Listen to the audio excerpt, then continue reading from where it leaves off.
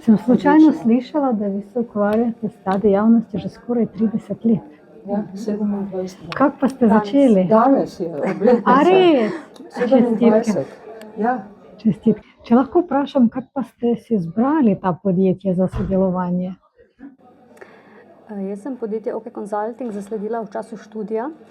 In sicer smo imeli pri enem predmetu, ki je bilo iz kadrovskega področja, jaz sem torej študirala psihologijo, takrat sem bila na Univerzi v Ljubljani in smo imeli pri enem predmetu nalogo, da zapišemo prijavo, torej prošnjo za prijavo na eno delovno mesto in je takrat tale naš profesor, Boštjan Bajec, pobral realne objave iz spleta in med njimi je bilo tudi eno delovno mesto za vodjo projektov na OK Consultingu.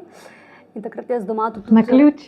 Ja, in jaz takrat, ampak je bilo po moje že mimo, je bil tisti razpis, ni bilo nič vezano, da bi se jaz potem na to zares prijavila, ampak tako je bilo za vajo tekom študija.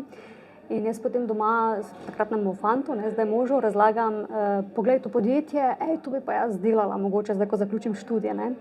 In on pravi, pa jaz to podjetje poznam, mi smo imeli v službi, ker on je takrat že bil zaposlen, so oni izvajali za naš šolo vodenja. No in jaz potem seveda sem dala malo bolj še na to podjetje in sem ga raziskovala in tako.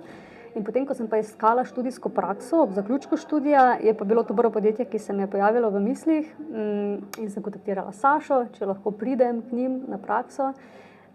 In sem bila pri njih na praksi, potem na študentskem delu.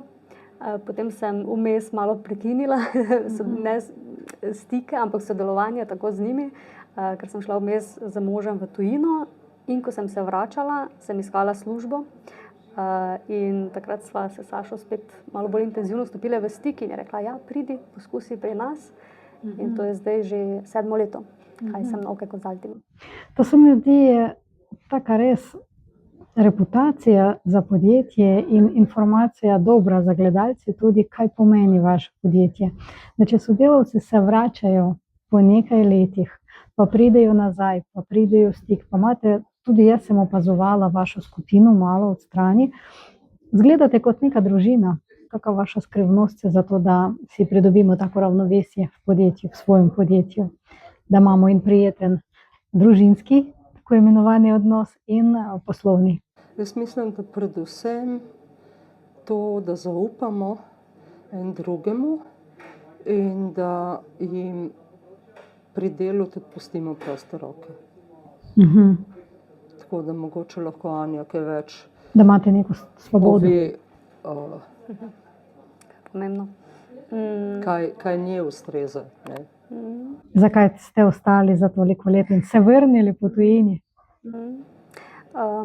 Zagotovo to, da je delo, ki ga upravljamo v podjetju, en izziv, da so eni standardi postavljeni in da se zahteva, da če želiš dobro narediti, moraš nekaj vložiti.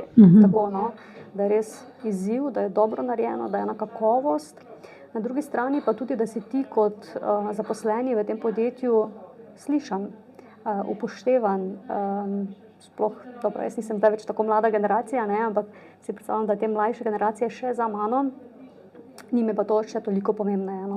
Sicer pa vsakemu, po mojem človeku, pač človek si in želiš biti tudi ti slišan, opažen, upoštevan. Se da nekaj pri vas se naučiti, se mi zdi. Torej, vi ste kot primer tega, kako mora delovati podjetje. Stabilnost, dobre odnose, prijaznost, spoštovanje. Najlepša hvala, da toliko vlagate in v razvoj podjetij v Sloveniji in svoj razvoj, da ste primer za vse nas. Hvala lepa. Hvala lepa.